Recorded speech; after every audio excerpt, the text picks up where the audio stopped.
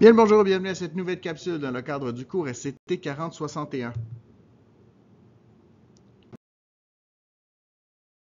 Aujourd'hui au programme, on parle de l'ingénierie électrique et plus précisément, on va faire une très courte capsule qui porte sur le courant dans les circuits électriques.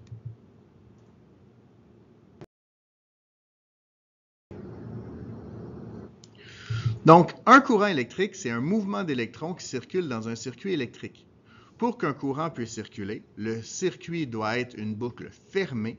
Dans le cas contraire, on n'aura simplement pas de circulation de courant. Donc, c'est exactement ce que va faire un interrupteur, c'est qu'il va ouvrir la boucle, ce qui veut dire que j'aurai plus de courant électrique, donc ça va éteindre l'ampoule, par exemple, ou éteindre la composante. Par convention, je l'ai déjà dit dans la capsule précédente, le courant électrique circule toujours de la borne positive à la borne négative. Pourtant, en réalité, on sait que ce sont les électrons qui se déplacent de la borne négative à la borne positive. Mais on va suivre la convention, donc on va dire que le courant circule de la borne positive à la borne négative.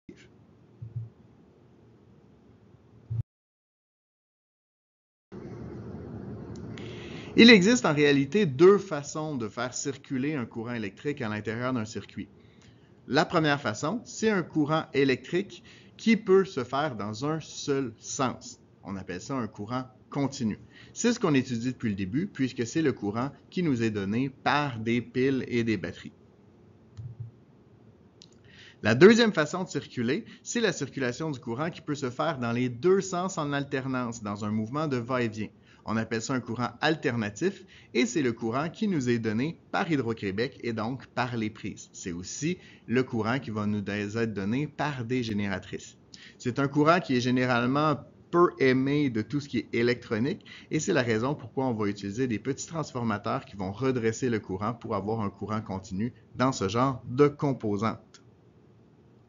Soit dit en passant, en anglais, le courant continu, c'est direct current, alors qu'en anglais, le courant alternatif, c'est alternative current. Je ne sais pas si vous reconnaissez les abréviations, ça donne les abréviations AC/DC. Et c'est ce qui met fin à cette très courte capsule. J'espère qu'elle vous a plu. Tenez-vous au courant.